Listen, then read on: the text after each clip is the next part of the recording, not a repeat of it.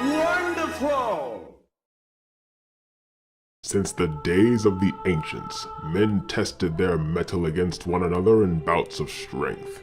Then it went by many names: pygmachia, pugilism, fisticuffs.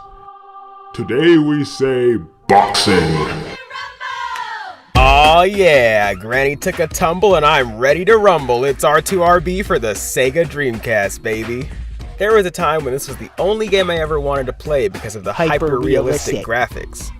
State-of-the-art graphics were a major selling point for the Dreamcast. When you watch a football game, it looks like you're watching a real game on TV. And because it released well before the PlayStation 2, GameCube, and Xbox, there wasn't really much competition in that department for the first couple years of its existence. I mean, if you were a kid in '99 and had the choice between this and this, I think the choice would be clear. Ready 2 Rumble Boxing was developed by Midway Studios in 1999 for the Sega Dreamcast, Nintendo 64, PlayStation 1, and Game Boy Color.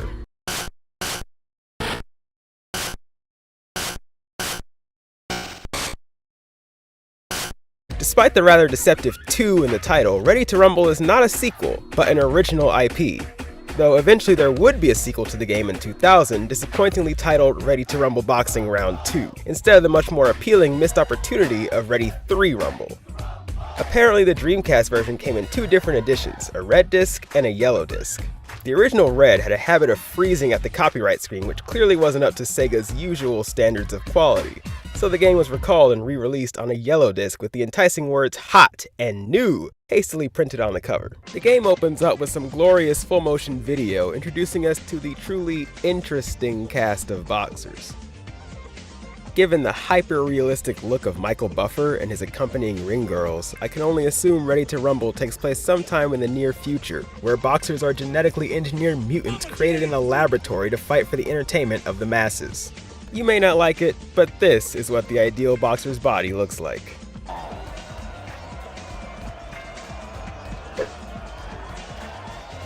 After that stunning FMV, we're presented with 3 whole options, including options. Now, unfortunately, as you can see, there's no tutorial or practice mode, and nothing is explained to the player in the other in-game modes. But I get it. Why waste disk space on a practice mode or a control screen when you can just put all that stuff in the manual? Oh. Well, that's fine. We can just learn as we go. I'll start with arcade mode so I can reacclimate myself to the game's controls. While I hesitate to call the character designs good, they are certainly memorable with some pretty distinct designs.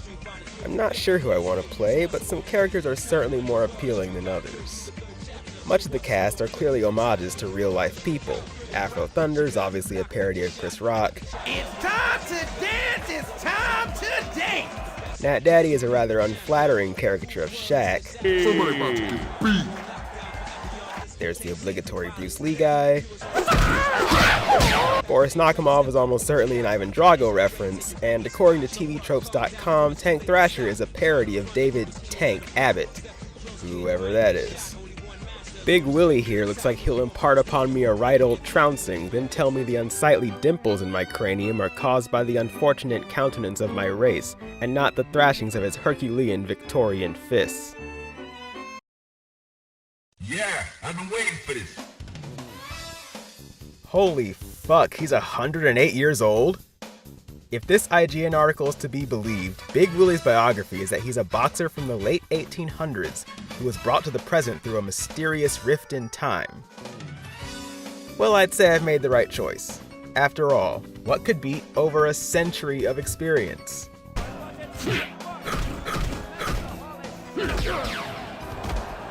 Turns out Ready to Rumble is actually kinda hard if, like me, you don't know what you're doing. The basic controls are that the face buttons correspond to different punches and hooks, uppercuts, and overheads, performable with a combination of button and direction. However, in practice, the best I can muster is 1 or 2 punches before my guy locks up and resets. Judging by how comfortable the AI is with chaining punches together, all I can say is that I've got some work to do. Once you get the hang of things though, Ready to Rumble is actually really fun to play. There's a real satisfying feedback when you land a punch and deal big damage to your opponent. I find myself settling into one or two combinations of punches that the AI has trouble dealing with, namely 2 jabs followed by 2 high punches.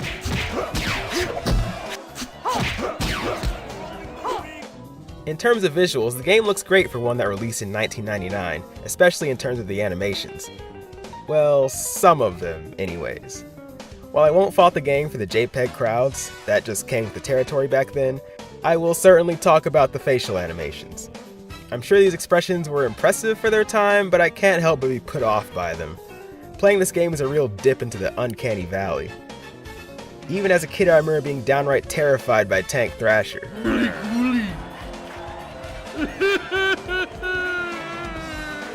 Another nice touch is the visible damage your character receives as they get beat up. Some of these windscreens are undeniably enhanced by the boxer's utterly fucked up victory faces. Ready to Rumble's most important mechanic is its namesake, Rumble Mode. Every time you land a heavy punch, you gain a letter in the bottom left of the screen that eventually spells out Rumble. Once you've collected all 6, you can mash the left and right trigger buttons to trigger Rumble Mode. In Rumble Mode, your boxer's gloves glow with sexual energy. You have practically unlimited stamina, and you can unleash your trademark Rumble Flurry move by pressing the A and B buttons at the same time.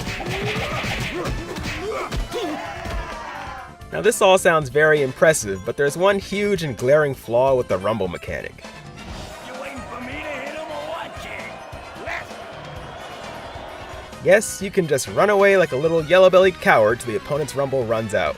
A simple movement speed buff while rumbling would probably have sorted this out, but I guess the devs were more concerned with perfecting other aspects of the game to really playtest this scenario.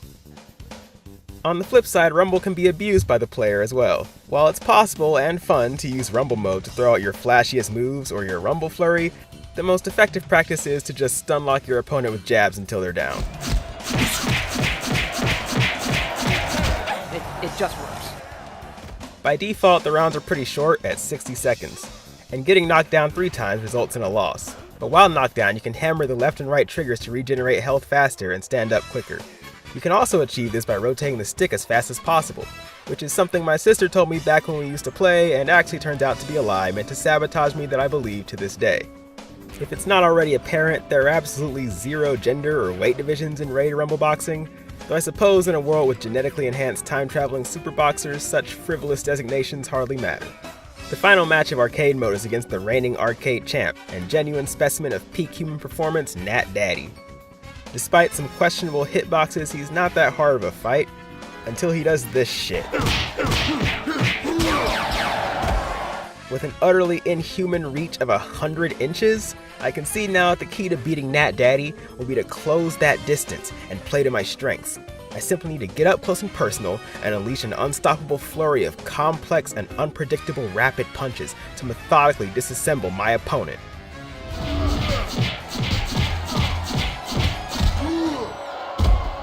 Take that, Nat.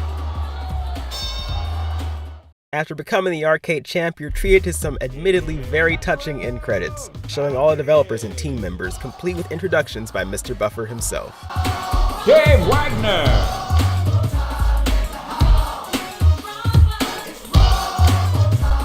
Alicia Howard!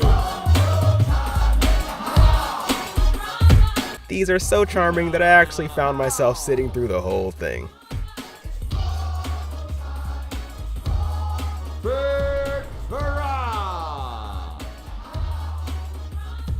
Alright, now that I've defeated Arcade Mode, I think I'm ready for a real challenge. Championship Mode. The closest thing Ready to Rumble has to a story mode is Championship Mode, where you select a boxer and train them to become, well, the champion. Unfortunately, in classic arcade fashion, only 3 boxers are available, and you must repeatedly beat Championship Mode to unlock the other characters. I think I'll pick Afro Thunder because he reminds me of myself and how I'd perform in the ring. The main conceit of Championship Mode is the ability to train your boxer's attributes so they cannot be some scrawny little shrimp and actually win title fights and advance through the ranks.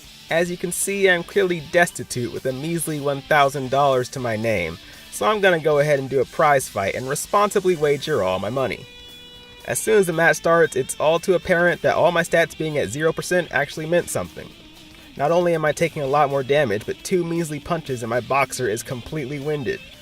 I also don't seem to have access to Afro's signature moves, so I guess I'll have to unlock that too. Looks like I'm going back to the gym for a bit. In addition to passively growing your attributes through fighting, there are several purchasable training regimens. You have the choice between auto and manual training, the difference being one is quick and efficient, and the other is a complete waste of time. If you select manual, you can train via a terrible, usually rhythm-based minigame. In aerobics training, for example, you simply have to press the right button as the karaoke ball bounces over it while simultaneously enduring Afro's blood-crazed gaze of death. I don't know if it's just input lag or what, but I cannot 100% this for the life of me. It also doesn't help that by the time the announcer finishes saying begin, the cursor is already moving towards the second button. Ready, begin! Ready, begin! Ready, begin! Keep practicing! Other minigames include the Simon Says style sway bag training, speed bag training in which you rack up points by chaining varied combinations of punches, heavy bag training, and weight training.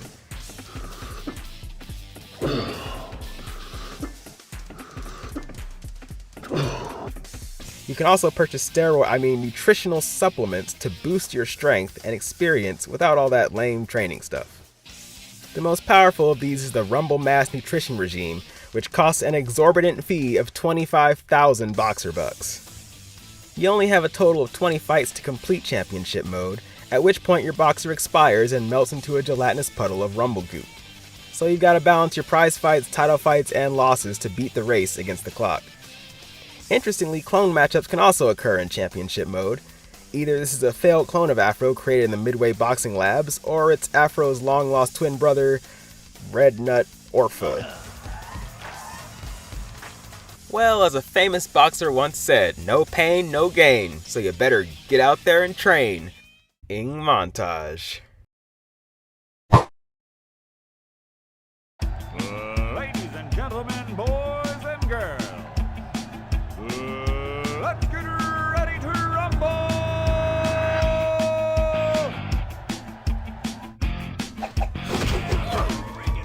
1, 2, 3, 4,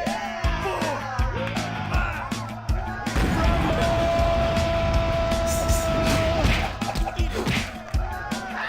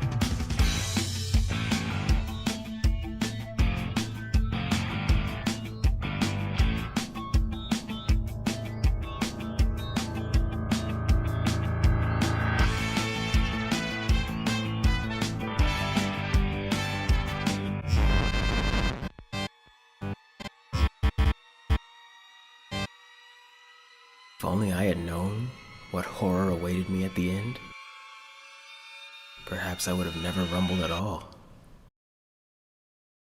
From unknown origins, wearing the red trunks and weighing in at 250 pounds, the impregnable, the unholy, the otherworldly Damian Black!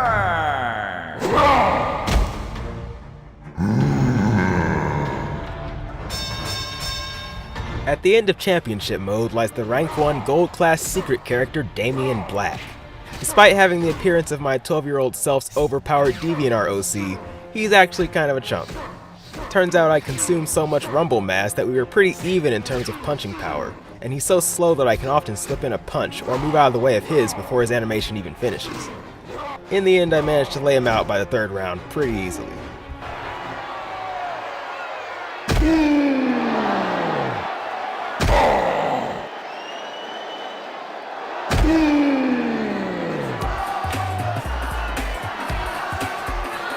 Well, that was Ready to Rumble, and although at times it made me grumble, I can't help but feel humble after winning many a fight rough and tumble. Bumble.